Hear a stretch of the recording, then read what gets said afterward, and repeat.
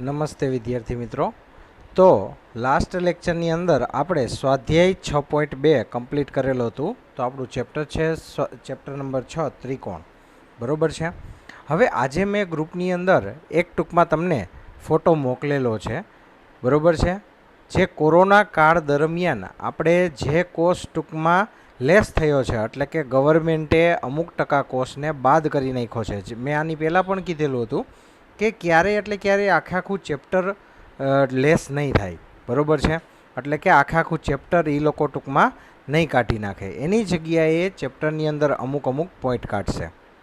તો આજે મેં ગ્રુપની અંદર જે ટૂંકમાં ફોટો મોકલેલો છે તેમાં એક રેડ રાઉન્ડ કરેલો છે અને બીજો ગ્રીન રાઉન્ડ કરેલો છે. રેડ રાઉન્ડની અંદર જેટલો સિલેબસ તમને દેખાય છે, બરાબર છે, તે ગવર્મેન્ટે કાઢી નાખેલો છે. હવે વિદ્યાર્થીઓ માટે એ ખુશ ખબર છે કે જે પ્રમેય વિદ્યાર્થીઓને થોડાક ટફ પડતા હોય તેને ગોખવા પડે અથવા તો તેની વધારે પ્રેક્ટિસ કરવી પડતી હતી, બરાબર છે, એ પ્રમેય જ મોટા ભાગના કાઢી નાખવામાં આવેલા છે. જે ખૂબ જ અગત્યના પ્રમેય હોય તે જ પ્રમેય રાખવામાં આવેલા છે.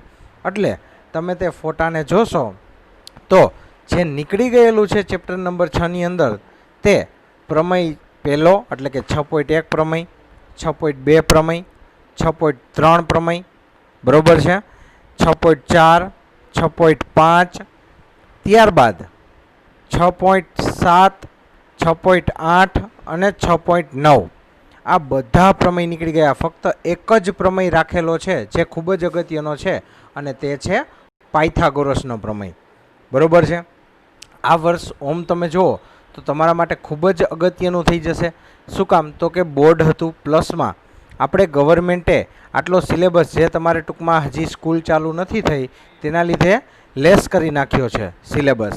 બરાબર છે. એટલે તે રીતે પણ ફાયદો છે. એટલે જેટલું અગત્યનું છે તેટલામાંથી જ તમારું પેપર નીકળવાનું છે અને તે ખૂબ જ આપણે એમ કહી શકીએ કે 100%ના સિલેબસમાંથી નિયર અબાઉટ આપણે 65%થી 62%, બરાબર છે, આટલો સિલેબસ ટૂંકમાં જ વધ્યો છે. બાકીનો બધો એટલે આપણે કહી શકીએ કે 35થી 38% સિલેબસ તમારે લેસ થઈ ગયો છે. બરાબર. તો ચેપ્ટર નંબર 6ની અંદર તમારે પ્રમેયોમાં ખાલી એક જ પ્રમેય તમારે યાદ રાખવાનો છે જે આપણે પછી ભણાવવાના છે, પાયથાગોરસનો પ્રમેય. બરાબર છે. હવે અત્યાર સુધી ભલે આપણે ભણી લીધું તો એ તો સારી વાત કહેવાય. આપણે પહેલો પ્રમેય જોઈ લીધો છે, બીજો પ્રમેય આપણે પણ સમરૂપતાનો ટૂંકમાં જોઈ લીધો છે. બરાબર છે. અને આધારે આપણે સ્વાધ્યાય 6.1 ઉદાહરણ પહેલું, બીજું, ત્રીજું, સ્વાધ્યાય 6.2 આખું જોયું. બરાબર છે. પણ હવેથી આપણે જેટલું તમારે અગત્યનું છે એટલે કે જે ગવર્મેન્ટે ટૂંકમાં ભણાવવાનું કીધેલું છે તેટલું જ તમને પહેલાં ભણાવશું.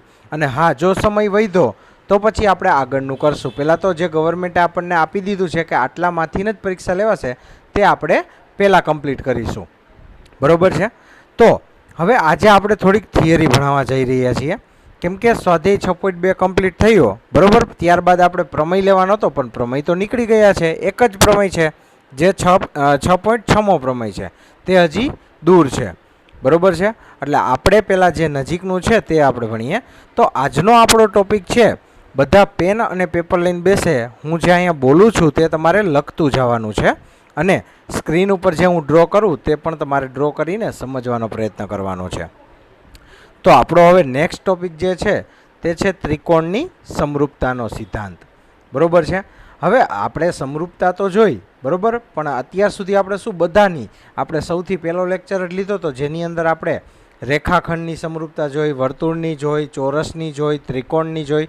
એમાંથી આપણે ત્રિકોણની સમરૂપતાના સિદ્ધાંતો જોવાના છે કે ત્રિકોણ સમરૂપ ક્યારે કહેવાય. શું આપણે ખાલી આમ એક સરખા દેખાય એટલે સમરૂપ છે તેવું માની લેવાનું? તો કે ના. બરાબર. તેના પણ અમુક નિયમ છે. એટલે સૌથી પહેલો ટોપિક અત્યારે લખીશું ત્રિકોણની સમરૂપતાનો સિદ્ધાંત. બરાબર છે. ચાલો, આની અંદર આપણે જોઈએ તો આપણને બે ત્રિકોણ આપી દીધેલા હોય. માની લ્યો કે પહેલો ત્રિકોણ આ રીતનો છે, બરાબર, બીજો ત્રિકોણ આ રીતનો છે. રેડી. આ ત્રિકોણને હું એ બી સી ત્રિકોણ કહું છું, આને હું ડી ઈ અને એફ ત્રિકોણ કહું છું. હવે આ ત્રિકોણમાં જે એ ખૂણો છે ખાસ ધ્યાન રાખજો, જે ખૂણા કરું ને તે યાદ રાખવાના છે. આ ખૂણો ગ્રીન કલરનો, આ ખૂણો પણ ગ્રીન કલરનો, આ ખૂણો બ્લેક કલરનો, આ ખૂણો બ્લેક કલરનો, આ ખૂણો બ્લુ કલરનો, તો આ પણ બ્લુ કલરનો. બરોબર છે. તો આવી રીતે તમે જોશો તો અહીંયા જે એ ખૂણો છે, ખાસ જોજો, જે એ ખૂણો છે એટલો જ ખૂણો કયો છે? ડી. કેવી રીતે ખબર પડી? ગ્રીન ગ્રીન કરેલું છે એટલે ગ્રીન ગ્રીન એટલે કે માની લ્યો કે એ ખૂણો 80 છે તો ડી ખૂણો પણ 80 થશે. બરોબર છે. એવી રીતે કલર મેચિંગનું આપણે જોઈએ તો બી ખૂણો જેટલો છે તેટલો જ ઈ ખૂણો છે, સી ખૂણો જેટલો છે એટલો જ એફ ખૂણો છે. બરોબર. તો આ ખૂણાઓનું ટૂંકમાં નિયમ કહેવાય. બરોબર છે. અહીંયા આપણે શું કર્યું તો કે ખૂણાઓને સરખાવ્યા, ત્રિકોણના બે ખૂણાઓને સરખાવ્યા તો એ ખૂણો ડી સાથે બંધ બેસે છે. બરોબર. બી ખૂણો ઈ સાથે બંધ બેસે છે અને સી ખૂણો એફ સાથે બંધ બેસે છે. એનો મતલબ એમ, બંધ બેસે એટલે સેમ ટુ સેમ જ હોવા જોઈએ. બરોબર. તો આપણે કહી શકીએ કે આપેલા જે બે ત્રિકોણ છે ને તે બે ત્રિકોણ સમરૂપ ત્રિકોણ છે. બરોબર. તો અહીંયા આપણે જોયું ખૂણો ખૂણો ખૂણો, આ એક ખૂણો, આ બીજો ખૂણો, આ ત્રીજો ખૂણો, એટલે કે આ નિયમને ખૂ ખૂ ખૂ એટલે કે ખૂણો ખૂણો ખૂણો પ્રમેય અથવા તો નિયમ કહે છે. બરોબર છે. ચાલો હવે આની અંદર તમે સમજી ગયા હોય તો હવે તમારે લખવાનું છે. સૌથી પહેલાં આકૃતિ દોરવાની બંનેની. આકૃતિના આધારે એબીસી અને ડીઈએફને આપણે સમાન ખૂણા છે તેવું કહેવાનું. બરોબર છે. અને તેના આધારે આપણે શું કહીશું?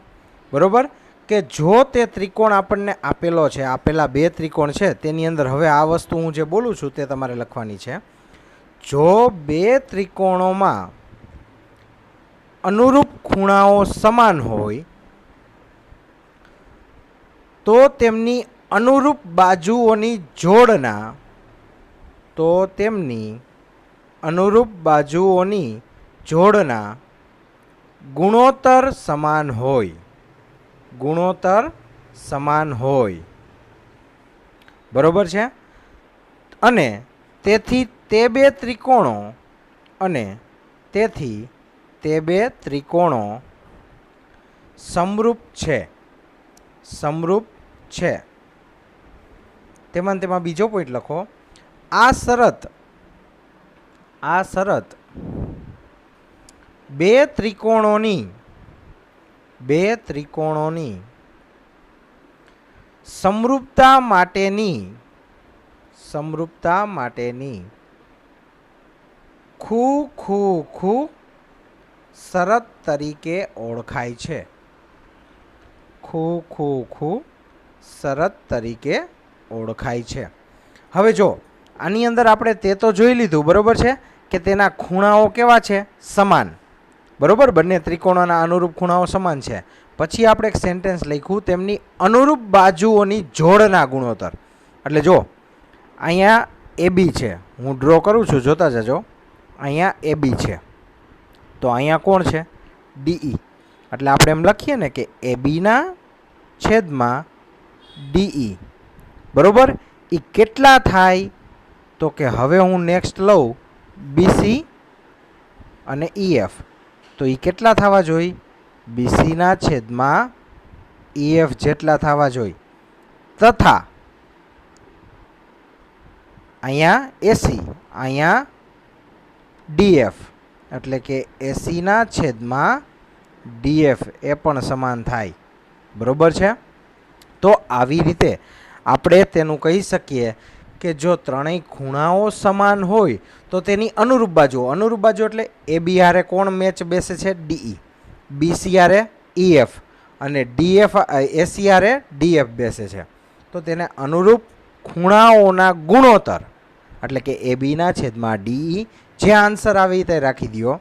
બીસીના છેદમાં ઈએફ અને એસીના છેદમાં ડીએફ, આ ત્રણે ત્રણ બાજુઓના જે ટૂંકમાં અનુરૂપ બાજુઓના ગુણોત્તર છે તે કેવા થશે?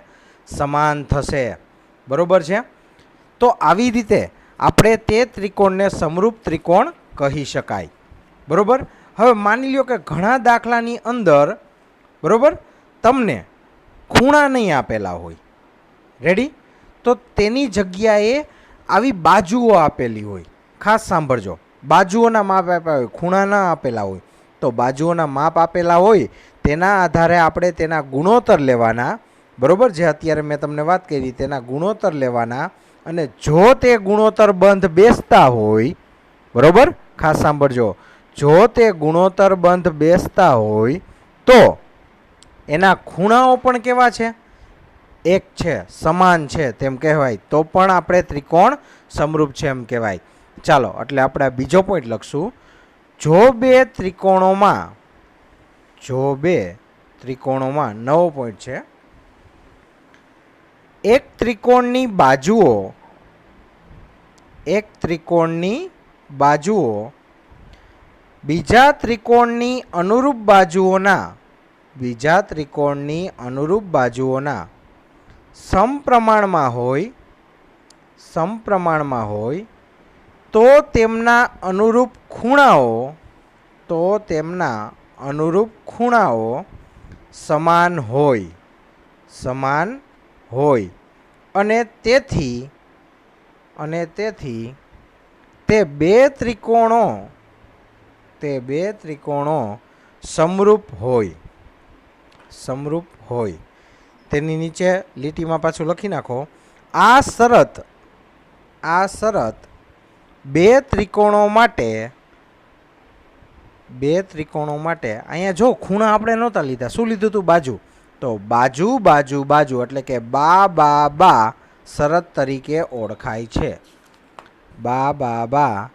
શરત તરીકે ઓળખાય છે. બરોબર છે. તો આવી રીતે આપણને જો કદાચ ત્રિકોણો આપણને આપેલા ના હોય, ત્રિકોણો શું, ખૂણાઓ આપણને આપેલા નથી, બરોબર, પણ ત્રણે ત્રણ બાજુઓના માપ આપી દીધા છે બંને ત્રિકોણના. તો આપણે શું કરવાનું? બાજુઓનો ગુણોત્તર લેવાનો, અનુરૂપ બાજુઓનો ગુણોત્તર. બરોબર છે. જો ઈ સમાન આવતો હોય તો આપણે એમ કહી શકીએ કે આપેલ ત્રિકોણ સમરૂપ ત્રિકોણ છે. અથવા તો ત્રણે ત્રણ ખૂણા આપેલા હોય તો પણ આપણે એમ કહી શકીએ. હવે માની લ્યો કે કન્ડિશન એવી છે કે નથી ખૂણા આપેલા, એટલે કે સંપૂર્ણ ખૂણા પણ નથી આપેલા અને સંપૂર્ણ બાજુ પણ નથી આપેલી. એટલે કે આ A, B, C, આ D, E, F છે. તો હું તમને એમ કહું, આ બાજુનું માપ મને આપી દીધું, બરોબર છે, AB બાજુનું માપ. અહીંયા DE બાજુનું માપ આપી દીધું. અહીંયા BC બાજુનું માપ આપ્યું. અહીંયા EF બાજુનું માપ આપ્યું. તથા અહીંયા ખૂણો મને B આપ્યો અને અહીંયા ખૂણો D આપ્યો. ત્રીજી બાજુના માપ તથા મને જે ગ્રીન કરેલું છે ને એટલું આપેલું નથી. ત્રીજી બાજુના માપ તથા તે બે ખૂણાનું માપ આપેલું નથી. બે બાજુ અને એક ખૂણાનું માપ આપેલું છે. બરોબર છે. આવું હોય ત્યારે શું કરવાનું? તો કે આપણે પહેલાં ખૂણા જોવાના. ખૂણો B અને ખૂણો E સરખા માપનો છે. પછી આપણે બાજુનો ગુણોત્તર જોવાનો. ABના છેદમાં DE ગુણોત્તર લેવાનો. પછી BCના છેદમાં EF ગુણોત્તર લેવાનો. જો બંને ગુણોત્તર સમાન થતા હોય તથા બંને ખૂણા પણ સમાન હોય તો આપણો ત્રિકોણ સમરૂપ છે તેમ કહેવાય. અને આ નિયમની અંદર બે બાજુ આવી અને એક ખૂણો આવ્યો, એટલે કે બાજુ ખૂણો બાજુ, એટલે બાખુબા નિયમ કહે છે. બરોબર છે. ચાલો લખો એની અંદર, જો કોઈ ત્રિકોણનો એક ખૂણો બીજા ત્રિકોણના એક ખૂણાને, જો કોઈ એક ત્રિકોણનો ખૂણો બીજા ત્રિકોણના એક ખૂણાને સમાન હોય અને આ ખૂણાઓ જે બાજુઓને અંતર્ગત હોય, આ ખૂણાઓ જે બાજુઓને અંતર્ગત હોય, એટલે કે આ ખૂણાને આ બે બાજુ અડે છે એ રીતનું હોવું જોઈએ. આ ખૂણો પછી આપે તો ના ચાલે, કેમ કે એને એક જ બાજુ અડે છે, આ બાજુ અડતી નથી. બરોબર. એટલે કે બાજુઓને અંતર્ગત હોય તો તે બાજુઓ સમપ્રમાણમાં હોય અને તો બે ત્રિકોણો સમરૂપ છે. તો બે ત્રિકોણો સમરૂપ છે. હવે તેની નીચેની લીટીમાં લખો, આ શરત બે ત્રિકોણોની સમરૂપતા માટેના બાજુ ખૂણા બાજુ નિયમ તરીકે ઓળખાય છે. એટલે કે બાખુબા નિયમ તરીકે ઓળખાય છે. રેડી? બરોબર છે. ચાલો, આટલી થિયરી આપણે ભણ્યા. બરોબર છે. ત્યારબાદ હવે આપણે ઉદાહરણ લેવાનું છે. તો ઉદાહરણ 4થી શરૂઆત થાય છે. બરોબર છે વિદ્યાર્થી મિત્રો?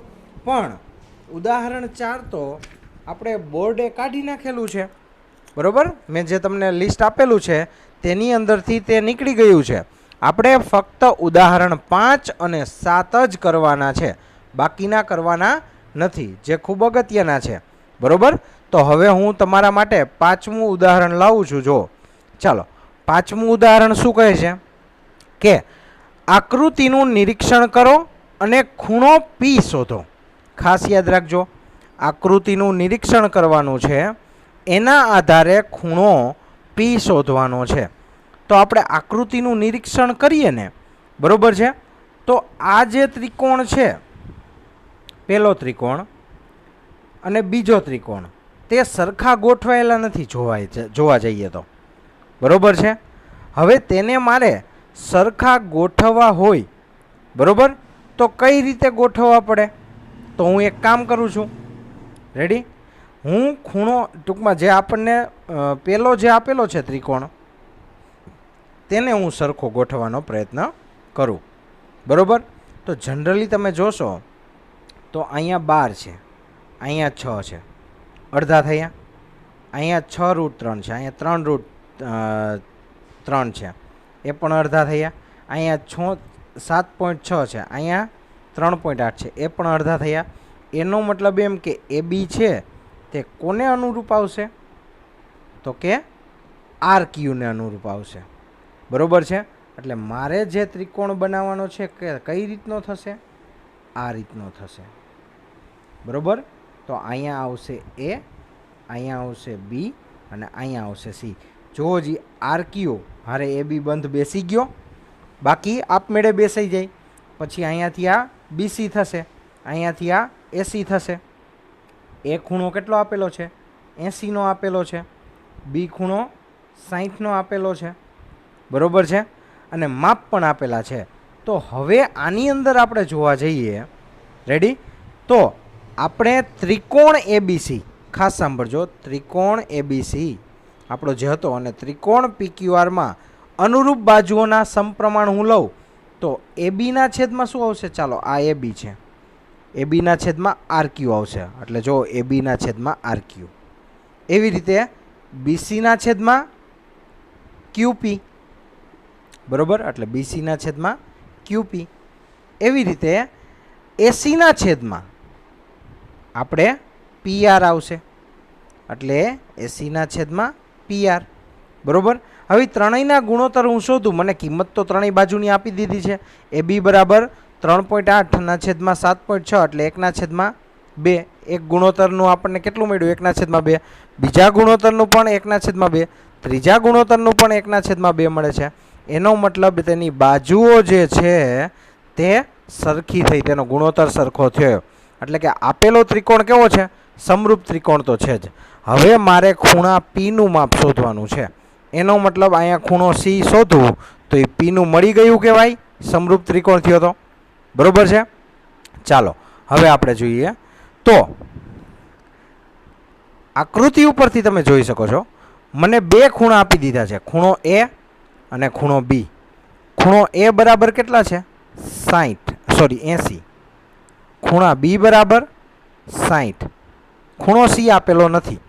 હવે મારે ખૂણો C શોધવો હોય તો મને એટલી ખબર પડે કે ત્રણેય ખૂણાનો સરવાળો કેટલો થાય? 180 થાય. ત્રિકોણના ત્રણ ખૂણાનો સરવાળો 180 થાય. એટલે કે ત્રિકોણ ABC ના ખૂણાનું માપ કેટલું થશે? 180. એટલે કે ત્રણેયનો સરવાળો કરવાનો. ખૂણો A વત્તા ખૂણો B વત્તા ખૂણો C. ત્રણેયનો સરવાળો કર્યો. જેમાંથી હું C ને કરતાં કરું તો B અને A ખૂણો રહ્યો એ બરાબરની આ બાજુ. બરાબર? એટલે જો ખૂણો C બરાબર 180 માઇનસ ખૂણો A માઇનસ ખૂણો B. બરાબર? ખૂણો A કેટલો આપ્યો છે? 80. ખૂણો B 60. 180માંથી 80 ને 60 140 બાદ કરીએ તો 180માંથી 140 બાદ કરો તો કેટલા વધે? 40. એનો મતલબ એમ મને ખૂણો સી કેટલો મળ્યો? 40. તો ખૂણો સી 40 હોય તો અહીંયા ખૂણો પી પણ કેટલો થાય? 40. શું કામ? તો કે સમરૂપ ત્રિકોણ છે, તેથી ખૂણા પીનું માપ કેટલું મળે? 40 મળે. રેડી? તો આવી રીતે આપણે ટૂંકમાં જે હમણાં સમરૂપતાના સિદ્ધાંતો જે છે તેનો ઉપયોગ કરીને આવી રીતે દાખલા જે આવે તેનું આપણે સોલ્યુશન લાવવાનું છે. બરોબર છે? ચાલો, આ પાંચમો દાખલો એટલે કે ઉદાહરણ 5 તો ક્લિયર થઈ ગયું છે. હવે ઉદાહરણ 7 જોવાનું છે. છઠ્ઠું પણ નીકળી ગયું છે. ચાલો ઉદાહરણ 7 આપણે જોઈએ. હવે જો આને કૂટ પ્રશ્ન કહેવાય. આપણે એમ કહીએ ને કે આપણે સાહેબ આ ત્રિકોણ છે એ વ્યવહારુ જીવનમાં ક્યાં કામમાં આવે? બરોબર છે? ચાલો જોઈએ ક્યાં કામમાં આવે, કઈ રીતે આવે, સાયકોલોજી રીતે જોઈએ. બરોબર? તો શું કહે છે? 90 સેન્ટીમીટર ઊંચાઈવાળી એક છોકરી. બરોબર? છોકરીની ઊંચાઈ કેટલી છે? 90 સેન્ટીમીટર. વીજળીના થાંભલાના તળિયેથી 1.2 મીટર પ્રતિ સેકન્ડની ઝડપથી દૂર જાય છે. એટલે કે આ થાંભલા પાસે એ છોકરી પહેલાં ઊભી હતી. અહીંયાથી તેની સ્પીડ હતી 1.2. બરોબર છે? 1.2 મીટર પ્રતિ સેકન્ડની ઝડપથી તે આ બાજુ આવી જ્યાં અત્યારે ઊભી છે. જો વીજળીનો ગોળો જમીનના સમતલથી 3.6 મીટર હોય, એનો મતલબ કે આ થાંભલાની ઊંચાઈ કેટલી છે? 3.6 મીટર. બરોબર છે? તો 3.6 મીટર એ થાંભલાની ઊંચાઈ થઈ એટલે આપણને એ બી મળી ગયું. બરોબર છે? બીજી વાત, જમીનના સમતલથી 3.6 મીટર ઊંચી હોય તો 4 સેકન્ડ પછી તેના પડછાયાની લંબાઈ શોધો. એટલે કે છોકરી કેટલી ઝડપથી અહીંયા ગઈ છે? 1.2 મીટર. ટાઈમ કેટલો લાગ્યો? 4 સેકન્ડ. બરોબર છે? હવે તો તેને કેટલું અંતર કાપેલું છે? બધા વિદ્યાર્થીઓને ખબર છે કે ઝડપ બરાબર શું થાય? તો કે અંતરના છેદમાં સમય. બરોબર? વિજ્ઞાનની અંદર આપણે આવે છે. મને ઝડપ આપી દીધી છે, સમય પણ આપી દીધો છે, મારે અંતર ગોતવાનું છે. એટલે મને અંતર ગોતું ને એટલે મને કેટલું મળે? બી થી ડીનું અંતર મળી જાય. બીજું કાંઈ નહીં. એ થી બીનું તો મને આપી દીધું છે 3.6. બરોબર છે? તો અંતર બરાબર શું થાય? ઝડપ ગુણ્યા સમય. તો છોકરીની ઝડપ કેટલી હતી થાંભલાથી દૂર જવાની? તો કે 1.2 મીટર પ્રતિ સેકન્ડ ગુણ્યા સમય કેટલો લીધો હતો? 4 મિનિટ, 4 સેકન્ડનો લીધો હતો. બરોબર છે?